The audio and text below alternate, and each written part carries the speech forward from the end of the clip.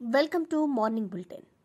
CM Revanth Reddy మాట్లాడుతూ గృహ నిర్మాణ శాఖను తానే కొనసాగించవచ్చని, కానీ కేసీఆర్ సమస్యలు చూసేందుకు సమయం సరిపోకపోవడంతో ఆ బాధ్యతను మంత్రి పొంగులేటి శ్రీనివాసరెడ్డికి అప్పగించారని తెలిపారు. ఆయన మాటల్లో స్పష్టత, నిజాయితీ కనపడినట్లు రాజకీయ వర్గాలు విశ్లేషిస్తున్నాయి. రాష్ట్ర అభివృద్ధి కోసం బాధ్యతల పంపిణీ సహజమని ఆయన స్పష్టం చేశారు. ఏ శాఖైనా పెట్టుకోవచ్చు, మీకు అందరికీ తెలుసు. కానీ మంత్రులను సమన్వయం చేయాలన్నా, చంద్రశేఖరరావు సంగతి చూడాలన్నా నాకు సమయం సరిపోదు. కాబట్టి సమయం ఇవ్వడమే కాదు, సరిగ్గా పనిచేసే సమర్థవంతమైన మంత్రి ఉండాలి అని సీనన్నని శాఖకు నియమించిన నా అంచనా తప్పలేదు.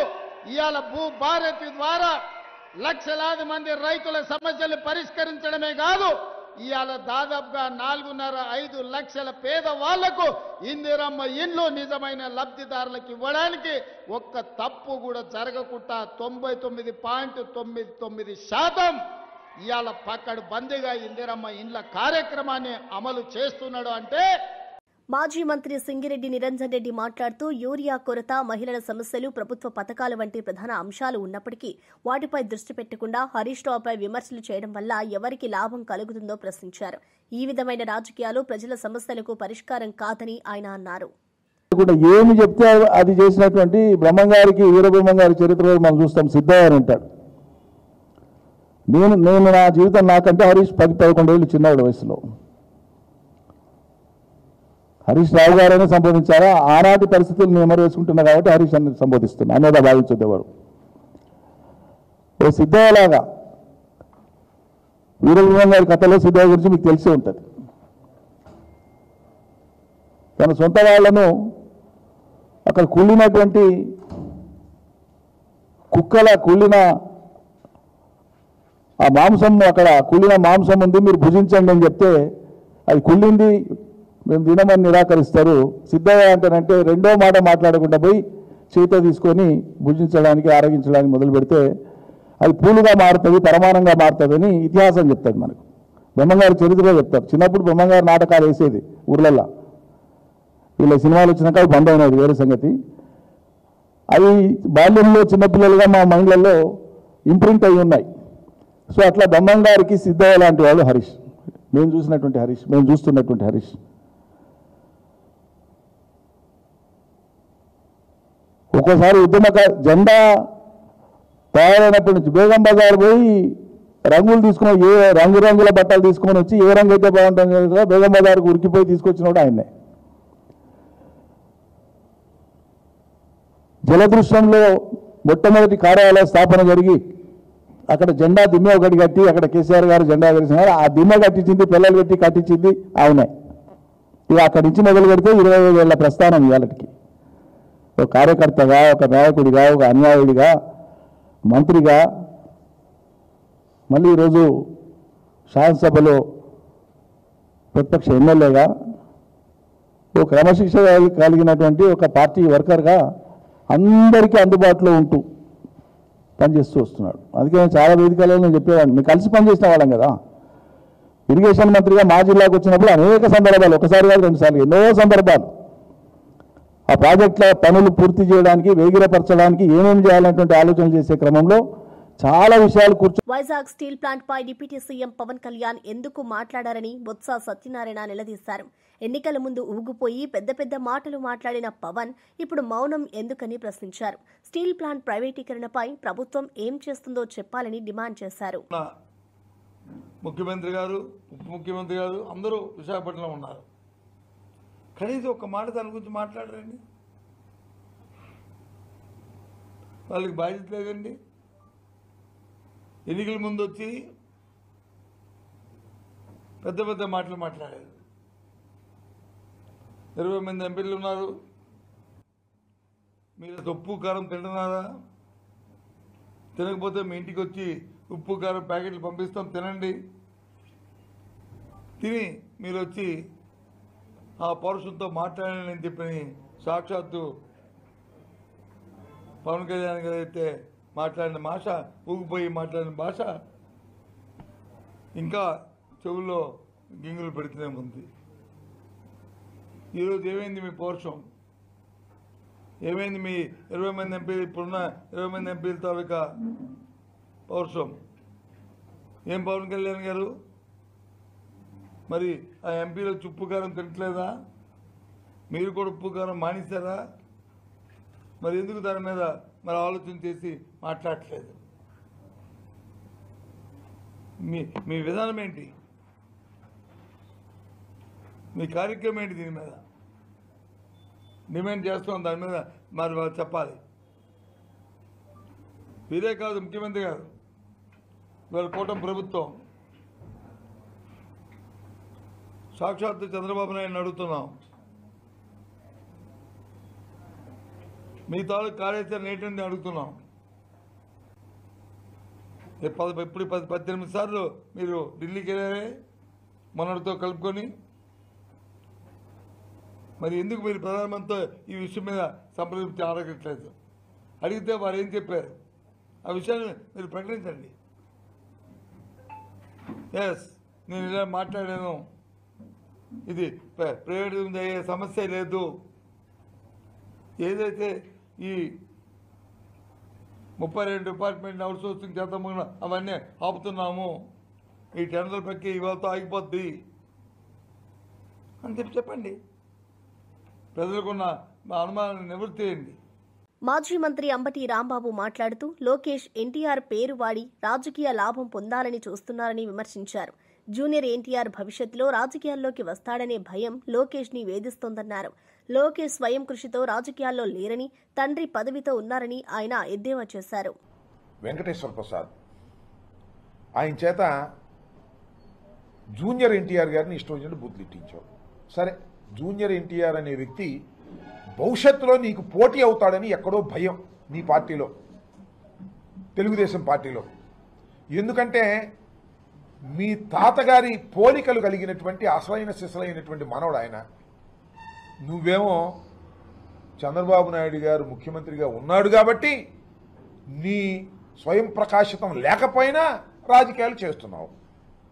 కాబట్టి నీకు భయం ఏంటంటే జూనియర్ ఎన్టీఆర్ గారి మీద భయం. అది మీ సమస్య అనుకోండి, అది వేరే అంశం. జూనియర్ ఎన్టీఆర్ గారిని ఎలా తిట్టించావు? వైరల్ అయింది. జూనియర్ ఎన్టీఆర్ గారిని తిట్టిస్తే పర్వాలా, నీకు శత్రువు లేకపోతే ప్రత్యర్థి అవుతాడనే భయం ఉంది కాబట్టి.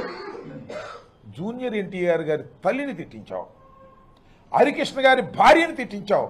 అది నీ సంస్కారం. ఇవాళ జగన్మోహన్ రెడ్డి గారి గురించి మాట్లాడేటటువంటి కార్యక్రమం నువ్వు చేస్తున్నావు. నీ తెలుగుదేశం ఆఫీస్ ఉంది కదా హైదరాబాద్లో, ఇప్పుడే ఒక దుకాణం సర్దారు. అక్కడ ఉన్నంత ఏంటంటే యూట్యూబ్లు పెట్టుకుని ఈ ఫేక్ న్యూస్ ఫ్యాక్టరీలు పెట్టి వీళ్ళకి డబ్బులు ఇచ్చి అది సోషల్ మీడియా లాగా నడిపి దాని మీద జగన్మోహన్ రెడ్డి గారిని, వైఎస్ఆర్ కాంగ్రెస్ పార్టీని ఇష్టం వచ్చినట్టుగా మాట్లాడేటువంటి కార్యక్రమాలు మీరు చేస్తున్నారు. ఇది సరైనటువంటి విధానం కాదని ఈ సందర్భంగా చెప్పదలుచుకున్నారు. రైతుల కోసం ఎన్నో కార్యక్రమాలు చేస్తున్నా కావాలనే తప్పుడు ప్రచారం చేస్తున్నారని సీఎం చంద్రబాబు అన్నారు. తాము చేసే పనులనే రైతులు గుర్తించాలి, కానీ దుష్ప్రచారాలను నమ్మరాదని అన్నారు. ఈ విధమైన పుకార్లతో ప్రజలు, రైతులు మభ్యపెట్టబడారని ఆయన స్పష్టం చేశారు.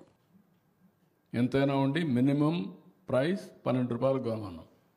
రైతులకు ఇవన్నీ చేస్తా ఉంటే రైతులకు అది జరిగిపోయిందని కావాలని ప్రచారం చేసి రాజకీయ లబ్ధి కోసం ప్రయత్నం చేయడం నీచం, పరమ దుర్మార్గం కూడా.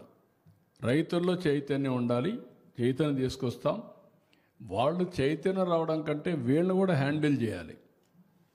లేకపోతే ఇది వాస్తవాన్ని నమ్మి మోసపోయే పరిస్థితికి వస్తున్నారు. అది బాధ. ఒకసారి 2 సార్లు పర్వాలేదు, ఎవ్రీ డే ఏదో ఒకటి. అంటే మనం పనులు చేయాలన్నా వీళ్ళ తప్పుడు ప్రచారాన్ని ఖండించాలన్నా. ఎవరికైనా కొంచెం బాధ వేస్తుంది కదా వీళ్ళు పెట్టే భాష. ఇవన్నీ చూసినాక 100 రోజుల్లో 3,800 కోట్లు ఖర్చు పెట్టి నీళ్లు తీసుకొచ్చి కుప్పానికి ఇస్తే పోయినప్పటి నుంచి విషయం చెప్పడం ఏంటండి? ఏపీ బీజేపీ చీఫ్ మాధవ్ మాట్లాడుతూ బీఆర్ఎస్ తెలంగాణ కోసం కాదు, కేసీఆర్ అస్తిత్వం కోసం ఉందని విమర్శించారు. లిక్కర్ స్కామ్లో కవిత పాత్ర అందరికీ తెలుసునని, అవినీతి డబ్బుల పంపకాలలోనే వివాదాలు వస్తున్నాయని అన్నారు. తెలంగాణ సెంటిమెంట్ని మళ్లీ తెర మీదకు తెచ్చి ప్రజలను తప్పుదారి పట్టిస్తున్నారని ఆయన ఆరోపించారు. అవినీతి చేసింది అందరికీ తెలుసు. ఆ విధంగా చేసి ఆ సందర్భంలో దానికి ముడుపులు ఒకళ్ళు తీసుకొని నన్ను జైలుకి పంపిస్తారని చెప్పాడు. మాట్లాడటం ఇవన్నీ కూడా కారణాలు. టీటీడీ చైర్మన్ బిఆర్ నాయుడు మాట్లాడుతూ ఇటీవలే జరిగిన బిగ్ జనతా క్యాంటీన్ టెండర్లు పూర్తిగా పారదర్శకంగా జరిగాయని స్పష్టం చేశారు. భక్తులకు నాణ్యమైన ఆహారం అందించడమే లక్ష్యమని తెలిపారు. కొందరు చేస్తున్న ఆరోపణలకు ప్రాధాన్యం ఇవ్వబోమని, ప్రజలకు సత్ఫలితాలు అందించే దిశగా ముందుకు వెళ్తామని అన్నారు. రాష్ట్ర ముఖ్యమంత్రి శ్రీ నారా చంద్రబాబు నాయుడు గారి సూచనల మేరకు ఇందులో కొన్ని మార్పులు చేయటం కంపల్సరీ అని అనిపించింది. అదేవిధంగా పలు సంస్కరణలు కూడా తీసుకురావాలని చెప్పేసి నిర్ణయించడం జరుగుతూ ఉంది. శ్రీవారి భక్తులకు స్వచ్ఛందంగా సేవలు అందించేందుకు శ్రీవారి సేవ పథకాన్ని 2000 సంవత్సరంలో కంచి కామకోటి పీఠాధిపతి శ్రీ జయేంద్ర సరస్వతి వారి చేతుల మీదుగా ఇది ప్రారంభించడం జరిగింది. ఇప్పటికి 25 సంవత్సరాలు పూర్తి కావస్తోంది. ఈ 25 సంవత్సరాల్లో తిరుమలలో తిరుపతి దాదాపు 17 లక్షల మంది శ్రీవారి సేవకులు స్వచ్ఛందంగా శ్రీవారి సేవలో పాల్గొన్నారు. ఇప్పటి వరకు మన దగ్గర ఉన్నటువంటి రికార్డు ప్రకారం శ్రీవారి సేవలకి శ్రీవారి దర్శనం, లడ్డు ప్రసాదం, వసతి, భోజనం సదుపాయం కల్పిస్తున్నాం. ఇప్పటి వరకు తిరుమలలో అన్ని విభాగాల్లో శ్రీవారి సేవకులు తమ సేవలను అందిస్తున్నారు. రోజుకు 3500 మంది శ్రీవారి సేవకులు సేవలు అందిస్తున్నారు. ఈ సేవలకు గాను ఇప్పుడు కొత్తగా ఎవరైతే ఈ సేవకులు ఉన్నారో వారికి ట్రైనింగ్ ఇవ్వాలి అనేది ఒక ప్రపోజల్ వచ్చింది. దాన్ని ఐఐటి అహ్మదాబాద్, తర్వాత director planning government of Andhra Pradesh, ఈ కొన్ని డిపార్ట్మెంట్లు కలిసి ఈ శ్రీవారి సేవకులకి, అందులో సూపర్వైజర్లకు కానీ మిగిలిన వాళ్ళందరూ కూడా ట్రైనింగ్ ఇవ్వాలనే ఉద్దేశంతో ట్రైనింగ్ ప్రోగ్రాం చేపట్టాలనేది ఆలోచన చేస్తున్నాం. వారి ఆధ్వర్యంలో సంయుక్తంగా శిక్షణ ఇచ్చి శ్రీవారి భక్తులకి మెరుగైన సేవలు ఎలా అందించాలి, ఏం చేయాలి, ఇంకా మెరుగైన సేవలు ఎలా ఇవ్వాలి అనే దాని మీద వాళ్ళకి 3 రోజులు 5 రోజులు ట్రైనింగ్ ఇచ్చి వాళ్ళని తర్వాత సేవలకి ఉపయోగించుకునే అవకాశం గురించి ఆలోచన చేస్తున్నాం. అదేవిధంగా గ్రూప్ సూపర్వైజర్స్ ఈ విభాగంలో 45 నుంచి 65 సంవత్సరాల వయసు ఉన్నవారు శ్రీవారి సేవకులకు పేర్లను నమోదు చేసుకోవాలని తిరుమల తిరుపతి దేవస్థాన విభాగంలోని సేవకులు అందించే సేవలను వీరు ఎప్పటికప్పుడు పర్యవేక్షించే గ్రేడింగ్ రూపంలో అధికారులకు నివేదిస్తారు. తద్వారా బొత్స సత్యనారాయణ మాట్లాడుతూ రైతుల కోసం యూరియా సరఫరా జరిగేలా ప్రభుత్వంపై ఒత్తిడి తెస్తున్నామన్నారు. 9వ తేదీన ఆర్డీఓ కార్యాలయాల ముందు వినతి పత్రాలు ఇస్తామని చెప్పారు. స్టీల్ ప్లాంట్ ప్రైవేటీకరణకు వ్యతిరేకంగా పోరాటం చేస్తామని పవన్ కళ్యాణ్ ఇప్పుడెందుకు మౌనం వహిస్తున్నారని నిలదీశారు. రేపు 9వ తేదీ నాడు అన్ని ఆర్డీఓ ఆఫీసుల్లోనూ రైతాంగంతో రైతు సంఘాలతో కలిసి రైతుల కోసం యూరియా తాలూకా డిమాండ్ మీద వెంటనే ఫుల్ఫిల్ చేసి అందుబాటులో తేవడానికి ఒక కార్యాచరణ రూపొందించి 9వ తేదీన ఆర్డీఓ ఆఫీసులకి వినతి పత్రాలు ఇవ్వాలని మనం నిర్ణయించాం. యావత్ ఉమ్మడి రాష్ట్రంలో ఆంధ్రులందరికీ కూడా సంబంధించిన ఒక ఫ్యాక్టరీ 32 మంది బలిదానాలతో వచ్చిన ఫ్యాక్టరీ అది. ఎంతోమంది పెద్దలు దానికోసం ప్రాంతీయాలు చేయడమే కాకుండా పోరాటాలు చేసిన నేపథ్యం. మాటలు చెప్తున్నారు మేము దాన్ని ప్రైవేటైజేషన్ చేయమని, కానీ చేతల్లో చూసిన ఇప్పుడే 32 డిపార్ట్మెంట్కి 9వ తేదీ నాడే వాటిని ప్రైవేటైజేషన్ చేస్తూ వారికి టెన్లు కూడా పిలవడం జరిగింది. ఆయా డిపార్ట్మెంట్ అధికారులని అక్కడ తొలగించి అవుట్ సోర్సింగ్కి వచ్చి ఇవ్వడానికి వచ్చి పిలవడం జరిగింది. ఈ రకంగా పోయి ఆ తర్వాత మొత్తం వాళ్ళు ఏదైతే నిర్ణయం తీసుకున్నారో ఆ క్యాబినెట్ నిర్ణయం ప్రకారం దాన్ని 100% డిస్ట్రిబ్యూషన్ చేయడానికి మరి దిశగా ఈ కార్యక్రమం జరుగుతుంది. మా తాలూకా అభిప్రాయం. అందుకే పెద్ద ఎత్తున ఉద్యమం చేయాలని ఆలోచన చేస్తాం. ఒక కార్యాచరణ రూపొందిస్తున్నాం. మొత్తం శ్రీకాకుళం నుంచి తూర్పుగోదావరి వరకు అన్ని నియోజకవర్గాలు కూడా ప్రజలను చైతన్యం చేసి విశాఖ ఉద్యమం ప్రైవేటిజం కోసం ప్రభుత్వ రంగ సంస్థగా ఉండడానికి త్వరలోనే ఆ కార్యాచరణ కూడా చేపట్టబోతున్నామని మాజీ ఎమ్మెల్యే సట్టిపల్లి రఘురామిరెడ్డి మాట్లాడుతూ ఎస్సీ, ఎస్టీ, బీసీ హాస్టళ్ల పరిస్థితి అధ్వాన్నంగా ఉందని, విద్యాశాఖ మంత్రి వాటిపై దృష్టి పెట్టలేదని విమర్శించారు. రైతులకు అండగా ఉన్న భరోసా కేంద్రాలను తొలగించారని, పంట నష్టం జరిగిన రైతులకు ఎలాంటి సహాయం అందలేదని మండిపడ్డారు.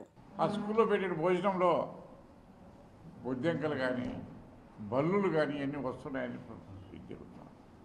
మరి దాని మీద ఏం చర్యలు తీసుకుంటున్నారు? మరి ఇది లాస్ట్ ప్రభుత్వంలో కూడా చూసాం. నాడు నేడు కింద బ్రహ్మాండంగా స్కూల్ డెవలప్ అయినాయి. ఎక్కడికైనా వెళ్ళండి చూడండి ఏ రకంగా నడుస్తున్నాయో స్కూల్స్ అనేసి. మరి ఈరోజు చూస్తాం ఓకే బట్ వీళ్ళకి అవసరం లేదు. రైతు భరోసా అన్నారు, లేదు.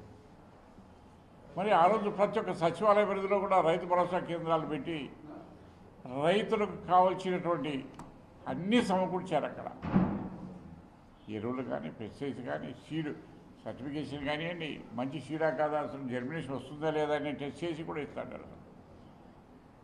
మరి ఏదైనా ఫెర్టిలైజర్స్ కావాలంటే ఇక రైతు భరోసా కేంద్రంలో చెప్పేసి 48 అవర్స్లో 48 గంటలు వాళ్ళకి చేరుతాడు. ఈరోజు ప్రతి ఒక్క సచివాలయ పరిధిలో కూడా రైతు భరోసా కేంద్రాలు ఉన్నాయి. ఒక అగ్రికల్చర్ అసిస్టెంట్ లేకపోతే హార్టికల్చర్ అసిస్టెంట్ ఉంటున్నాడు. రైతులకు కావాల్సిన సూచనలు సలహాలు ఇస్తున్నారు. మరి ఈరోజు ఏమైంది ఆ రైతు భరోసా కేంద్రాలు, అక్కడ ఉన్నటువంటి ఆఫీసర్ల వాళ్ళ పరిస్థితి ఏమిటి? ఈరోజు అన్నిటికి మించి ఏ రైతైనా సరే ఆ క్రాప్ పెట్టుకుంటేనా అది ఈ క్రాప్ నమోదు చేయించుకుంటేనా మరి ఏదైనా ప్రకృతి వైపరీత్యాల వల్ల ఏదైనా పంట నష్టం జరిగితే ఇమ్మీడియట్గా ఇన్సూరెన్స్ వచ్చేది. ఫస్ట్ ఫేజ్లో అసలు ఇన్పుట్ సబ్సిడీ వచ్చేది. ఎందుకంటే ఖరీఫ్లో దెబ్బతింటే మళ్ళీ రబీలోకి పెట్టుబడి కావాలంటే రబీ స్టార్ట్ అయ్యేదానికి ముందే మరి ఇన్పుట్ సబ్సిడీ ఆ యొక్క రైతుల ఖాతాలో పడతా ఉంటాయి. మరి ఈరోజు చూస్తున్నాం రాష్ట్రంలో మాజీ మంత్రి మాట్లాడుతూ హరీష్ రావు బీఆర్ఎస్ కు విలువైన సంపద అని, ఆయనపై ఆరోపణలు చేయడం వల్ల తెలంగాణకు నష్టం జరుగుతుందని చెప్పారు. గతంలో పొగిడిన వారే ఇప్పుడు ఆరోపణలు చేయడం విచిత్రమని అన్నారు. ఆయన పనితీరుపై నమ్మకం కోల్పోవడం ప్రజలకు అర్థం కాని విషయమన్నారు. రక్షణ వలయంలాగా ఉండాల్సినటువంటి సందర్భంలో బీఆర్ఎస్ పై వస్తున్నటువంటి కుట్రపూరితమైనటువంటి నిందాపూర్వకమైనటువంటి ఆరోపణలు వస్తున్నప్పుడు దానికి తావీయకుండా చీల్చి చెండాల్సింది పోయి, ఖండించాల్సింది పోయి, వాళ్ళకు ఊతమిచ్చేటువంటి విధంగా కొంతమంది మాట్లాడడం అనేటువంటిది చాలా బాధాకరం. టీఆర్ఎస్ పార్టీ ఏర్పడే కంటే దాదాపు 7-8 మాసాల ముందు నుంచే టీఆర్ఎస్ ఉద్యమ సంస్థ దాని పేరు ఎట్లుండాలి, దాని రంగేముండాలి, పార్టీ గుర్తుకు జెండా ఏముండాలి, జెండా గుర్తేముండాలి, పార్టీ గుర్తేముండాలి, ఉద్యమ కార్యాచరణ ఎట్లుండాలి, ప్రజల్లోకి ఎట్లా పోవాలి, గత ఉద్యమాలను అధ్యయనం చేసి శత్రువు పైచేయి సాధించకుండా ఉండాలంటే మనం ఎటువంటి వ్యూహాత్మకమైన అడుగులు వేయాలి, ఇట్లా అనేక రకాల అంశాల మీద అనేక ఉద్యమాలను అధ్యయనం చేసి ఆయా సందర్భాల్లో ప్రభుత్వాలు వివరించినటువంటి తీరుని చాలా క్షుణ్ణంగా లోతుగా అధ్యయనం చేసినటువంటి మొదటి 1/2 మందిలో నేను ఒకటి. 1/2 లేదా డజన్ అనుకుందాం. ఇక అప్పటి నుంచి హరీష్ ఉండడం కాదు, ఎదురు చెప్పకుండా ప్రశ్నించకుండా ఏమి చెప్తే అది చేసినటువంటి బ్రహ్మంగారికి, వీరబ్రహ్మంగారి చరిత్రలో మనం చూస్తాం. సిద్ధయ్య అని ఉంటాడు. నేను నా జీవితం నాకంటే హరీష్ 10-11 ఏళ్ళు చిన్నవాడు వయసులో. హరీష్ రావు గారైనా సంబోధించారా? ఆనాటి పరిస్థితులు నేను వేసుకుంటున్నా కాబట్టి హరీష్ అని సంబోధిస్తున్నా అనేదా భావించేవారు. ఓ సిద్ధయ్య లాగా వీరబ్రహ్మంగారి కథలో సిద్ధయ్య గురించి మీకు తెలిసే ఉంటుంది. తన సొంత వాళ్లను అక్కడ కుళ్ళినటువంటి కుళ్ళిన ఆ మాంసం, అక్కడ కుళ్ళిన మాంసం ఉంది మీరు భుజించండి అని చెప్తే అది కుళ్ళింది మేము తినమని నిరాకరిస్తారు. సిద్ధయ్య అంటేనంటే రెండో మాట మాట్లాడకుండా పోయి చేత తీసుకొని భుజించడానికి, ఆరగించడానికి మొదలు పెడితే అది పూలుగా మారుతుంది, పరమాణంగా మారుతుంది అని ఇతిహాసం చెప్తుంది మనకి. బ్రహ్మంగారు చరిత్రలో చెప్తారు. చిన్నప్పుడు బ్రహ్మంగారు నాటకాలు వేసేది ఊర్లల్లో. వీళ్ళ సినిమాలు వచ్చినాక అవి బంద్ అయినది వేరే సంగతి. అవి బాల్యంలో చిన్నపిల్లలుగా మా మైండ్లలో ఇంప్రింట్ అయి ఉన్నాయి. సో అట్లా బ్రహ్మంగారికి సిద్ధయ్య లాంటి వాళ్ళు హరీష్, మేము చూసినటువంటి హరీష్, మేము చూస్తున్నటువంటి హరీష్. ఒక్కోసారి ఉద్యమక జెండా తయారైనప్పటి నుంచి బేగం బజార్ పోయి రంగులు తీసుకుని రంగురంగుల బట్టలు తీసుకొని వచ్చి ఏ రంగు అయితే బాగుంటుంది కదా బేగం బజార్కు ఉరికిపోయి తీసుకొచ్చినప్పుడు ఆయన్నే. జలదృశ్యంలో మొట్టమొదటి కార్యాలయ స్థాపన జరిగి అక్కడ జెండా దిమ్మె ఒకటి కట్టి అక్కడ కేసీఆర్ గారు జెండా కలిసినారు. ఆ దిమ్మె కట్టించింది, పిల్లలు పెట్టి కట్టించింది అవునే. ఇక అక్కడి నుంచి మొదలు పెడితే 25 ఏళ్ల ప్రస్థానం ఇవాళకి. ఓ క్రమశిక్షణ కలిగినటువంటి ఒక పార్టీ వర్కర్ గా అందరికీ అందుబాటులో ఉంటూ పనిచేస్తూ వస్తున్నాడు. అందుకే నేను చాలా వేదికలలో నేను చెప్పేవాడిని, మేము కలిసి పనిచేసిన వాళ్ళం కదా. ప్రజల కోసం ఒక కన్విక్షన్ తో ఒక అంకిత భావంతో మనం దీనికి పూనుకున్నాం, ఇది నెరవేరేదాకా కష్టాలైనా రాని మరణమైనా రాని మనం బ్రతికుండంగా వస్తావా తర్వాత వస్తావా తర్వాత సంగతి, ఇది ఈ లక్ష్యం నెరవేరేదాకా పనిచేయాలని చిత్తశుద్ధితో పనిచేస్తూ వచ్చినాం. అందులో అతను ఒక్కనాడు కూడా విరామం లేకుండా పనిచేస్తున్నాడు. ఆయన పనితీరు మీద ఇప్పుడు మాట్లాడేలా ఆయన పనితీరు మీద చాలాసార్లు ప్రశంసించి మాట్లాడారు. మరి వాళ్ళ రివర్స్ గేర్ ఎట్లేసి ఆయనను తూలనాడు మాట్లాడతారో నాకైతే అర్థమవుతుంది. మనసు ఎట్లా ఒప్పుకుంటుందో నాకైతే అర్థమవుతుంది. ప్రజాభిమానాన్ని చూరగొనడంలో, ప్రజలకు చాలా చేరువై పనిచేయడంలో ఎవరైనా ఆయన నుంచి నేర్చుకోవాలి. అందుకే నేను చాలాసార్లు వేదికల మీద చెప్పిన, తన నుంచి నేర్చుకోవాలి. చాలా విషయాలు ప్రభుత్వంలో పనులు చేయించుకొని ప్రజలు చేసే విషయంలో నేను ఒక రకంగా హరీష్ను చూసి చాలా విషయాలు నేర్చుకున్నాను. అర్థం చేసుకోవడంలో ఎక్కడన్నా పొరపాటు జరిగింది, ఏం జరిగింది నాకు తెలియదు. నేను లోతుల్లోకి బోధలుసుకోలేదు ఇప్పట్లో. కానీ నాకు బాధ కలిగింది కాబట్టి చెప్తాను, ఇది పద్ధతి కాదు. ఎవరు హర్షించరు దీన్ని. తెలంగాణలో ఇవాళ తెలంగాణను ప్రేమించేటువంటి వాళ్ళు ఇతర పార్టీలలో ఉండొచ్చు కాక, టీఆర్ఎస్ఏ కాదు, ఖచ్చితంగా హరీష్తో పాటు ఉన్నారు, హరీష్ వెంబడి ఉన్నారు, హరీష్ కు నైతికంగా మద్దతు ఇస్తున్నారు. దెబ్బతీసి ఆయనను బలహీనపరిచి ఇంకెవరినో సంతోష పెట్టాలంటే అది సాధ్యమయ్యేటువంటిది కాదని అయితే మేము భావిస్తున్నాం. మంత్రి పొంగులేటి శ్రీనివాసరెడ్డి మాట్లాడుతూ కేసీఆర్ 10 ఏళ్ల పాలనలో పేదలకు ఇల్లు ఇవ్వాలనే మనసు కూడా లేకపోవడం దురదృష్టకరమన్నారు. కానీ ప్రస్తుత ప్రభుత్వం పేదలకు ఇల్లు నిర్మించడానికి కట్టుబడి ఉందని, ఇందుకోసం ప్రత్యేక ప్రణాళికలు సిద్ధం చేస్తున్నామని చెప్పారు. జ్ఞానం కూడా లేకపోవటం దురదృష్టకరం. అటువంటిది మన పేదోడి ప్రభుత్వం మీ అందరి దీవెనలతో వచ్చిన తర్వాత అన్న మాట ప్రకారం మొదటి సంవత్సరమే 4.5 లక్షల ఇళ్లు ప్రతి నియోజకవర్గానికి 3,500 ఇళ్లు తగ్గకుండా ఇస్తూ గిరిజన నియోజకవర్గాలలో అత్యధికంగా ఇయ్యాలి అని గౌరవ ముఖ్యమంత్రి గారి సూచనల మేరకు ఈ నియోజకవర్గానికి 1000 ఇళ్లు, ఐటీడీఏ పరిధిలో సుమారు 25,000 ఇళ్లు అదనంగా ఇవ్వటం జరిగింది. రాష్ట్ర వ్యాప్తంగా ఎవరైతే చెంచులు ఉపకులాలు ఉన్నాయో 13,000 కుటుంబాలుంటే ఆ 13,000 కుటుంబానికి కూడా ఇందిరమ్మ ఇళ్లు ఇవ్వటం జరిగింది. అంటే సుమారు ఈ మొదటి విడతలోనే 22,500 కోట్లు ఇది ఎక్కడ తీసుకొస్తారు అని అనేక మంది గౌరవ ముఖ్యమంత్రి గారిని, ఆ శాఖ మంత్రిగా నన్ను అనేక పర్యాయాలు అడిగారు. ఆనాడు 10 సంవత్సరాలు పరిపాలించిన పెద్దలు కూడా అనేక వేదికల మీద వీళ్ళు డబ్బులిచ్చే కావు, మాయమాటలు చెప్తారు, ఇళ్ళు ఇస్తామని చెప్పి మీకు డబ్బు ఎవరు అని పొంకనాలు పొంకారు ఆ 10 సంవత్సరాలు పరిపాలించిన ప్రబుద్ధులు. అయినా కూడా మనం మాటలతో కాకుండా చేతలతో పేదవాడి ఆత్మ గౌరవాన్ని కాపాడాలని గౌరవ ముఖ్యమంత్రి గారి సూచనల మేరకు ప్రతి సోమవారం నాడు ఏ లెవెల్లో కడితే ఆ లెవెల్లో ఇందిరమ్మ ఇళ్ళకి టింగ్ టింగ్ టింగ్ అంటూ హైదరాబాద్ లో ముఖ్యమంత్రి గారి ఆఫీసులో బటన్. మంత్రి వాకీటి శ్రీహరి మాట్లాడుతూ కేసీఆర్ కలల చూపే నాయకుడని, కానీ తమ ప్రభుత్వం చేతలతో నిరూపిస్తున్నదని అన్నారు. పశుసంవర్ధక, డైరీ, క్రీడలు, మత్స్య రంగాల్లో పథకాలు అమలు చేసి ప్రజలకు ప్రయోజనం కలిగిస్తున్నామని తెలిపారు. భవిష్యత్తులో మరింత అభివృద్ధి కోసం కృషి చేస్తామని చెప్పారు. కొడుకేడ ఉండాలి, మన మేకలాడ కట్టేయాలని ఒక అభూత కల్పన చూపించి ఆ అభూత కల్పనలో తెలంగాణ ప్రజల్ని ఉంచి ఆ కల్పనలో ఓట్లు దండుకున్నారు తప్ప ఇలాంటి మారుమూల నియోజకవర్గాల్లో ఒక్కటంటే ఒక డబుల్ బెడ్రూమ్ ఇల్లు కట్టని దౌర్భాగ్య పరిస్థితి 10 సంవత్సరాలుగా మనం చూశాం. ఆనాడు వైఎస్ రాజశేఖర రెడ్డి గారు పార్టీ చూడలే, ముఖాలు చూసి పెట్టలే. నువ్వు తెల్ల చొక్క వాడివా, పచ్చ చొక్క వాడివా, ఎర్ర చొక్క వాడివా, ఇంకో చొక్క వాడివా చూడలే.